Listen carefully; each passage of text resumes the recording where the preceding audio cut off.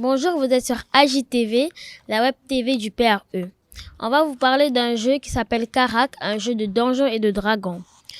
On va rencontrer Gilles de la Buaret, un pianiste, et on va commencer avec le reportage des illuminations.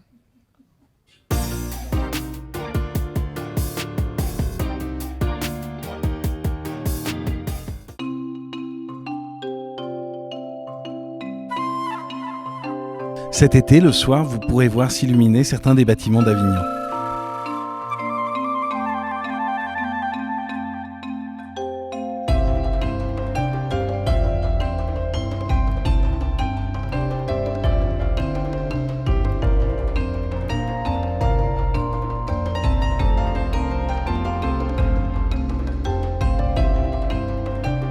Alors il y a plein de créations différentes, il y a plein de formes différentes.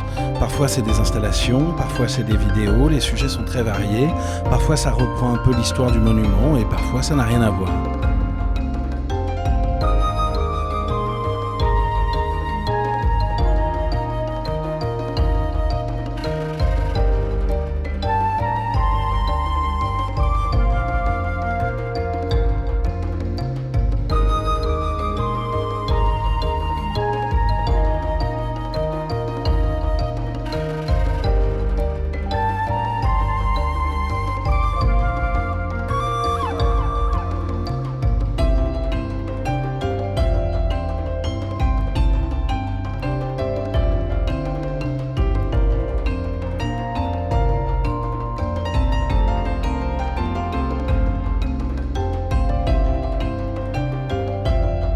À partir de 21h30 chaque soir sont projetés sur certains monuments de courtes vidéos de 5 minutes.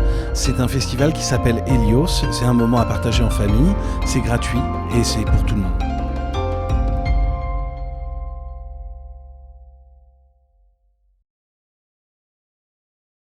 Maintenant, il est temps de rencontrer Gilles de la Buaret. Bonjour, merci d'être avec nous. Bonjour.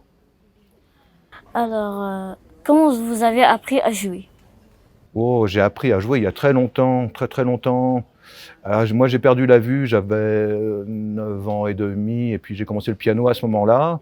Et donc, c'était des études de classique à l'époque, et après, j'ai fait autre chose. Mais j'ai appris une fois que j'ai perdu la vue, quoi. Qu'est-ce qui vous inspire?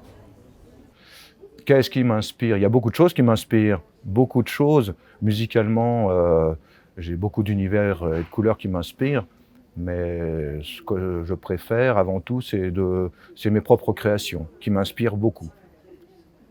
Comment composez-vous les morceaux?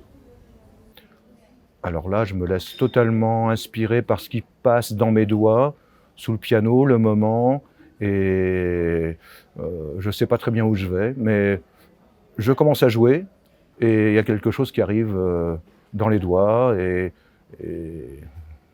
ça marche comme ça. Voilà ce qui m'inspire, c'est le moment présent qui m'inspire. Est-ce que vous faites d'autres choses que la musique? J'écris de temps à autre, j'ai fait beaucoup de sculptures à une période et aujourd'hui je n'en fais plus, mais ça reviendra peut-être un jour. Pour le moment, c'est surtout la musique et avant tout la musique. Connaissez-vous les touches du piano par cœur? Ah oui, par cœur, bien sûr. Ah oui, totalement. Ça fait très longtemps que je joue, donc il n'y a aucun problème pour moi. Je pose mes mains sur un piano et ça part. Quel lien avez-vous avec de la musique? Le lien que j'ai avec la musique, c'est ma vie. C'est ma vie. La musique est toute ma vie. Donc c'est un lien de vie. Ma vie est un lien, ce lien est ma vie. Est-ce que les morceaux sont toujours écrits ou vous les improvisez? Je crois que vraiment il y a les deux aspects, c'est-à-dire que j'ai des morceaux qui sont écrits et des morceaux que j'improvise complètement, mais dans les morceaux écrits, il y a toujours de l'improvisation, parce que c'est très important pour moi, puisque je viens du jazz, et le jazz, il y a toujours de l'improvisation. Dans quel lieu vous jouez? Alors en ce moment, je joue surtout chez moi, mais il m'arrive de me produire et de faire des concerts dans des salles de concert, dans des théâtres, différents lieux. Ça dépend des programmations, ça dépend. Est-ce que vous avez un morceau préféré? Lequel et pourquoi? Tous mes morceaux sont préférés, tous ceux que je joue et que j'ai composés, parce qu'ils racontent à chaque fois une histoire particulière. Et cette histoire, c'est ce que j'aime. Donc, histoire après histoire, les morceaux sont tous mes morceaux préférés, je dirais. D'accord. Merci. C'est moi qui te remercie et vous remercie.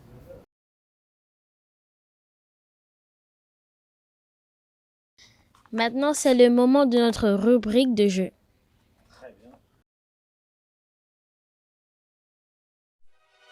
Donc aujourd'hui on va jouer à Carac. Qu'est-ce que Carac? C'est un donjon crawler. Un donjon crawler, c'est on va explorer un donjon par intermédiaire de tuiles et on va incarner des personnages. Alors en quoi le jeu en fait va être un petit peu compétitif? On va devoir essayer de combattre des monstres pour essayer d'avoir des clés pour ouvrir des trésors et celui qui aura le plus de points à la fin aura gagné. On va incarner des personnages. À notre tour, on va avoir 4 déplacements et on va pouvoir comme ça explorer en fait le donjon par intermédiaire de tuiles. Donc je vais découvrir une tuile et si jamais c'est une pièce, eh ben, je vais devoir faire une rencontre qui va pouvoir me permettre peut-être de battre un monstre.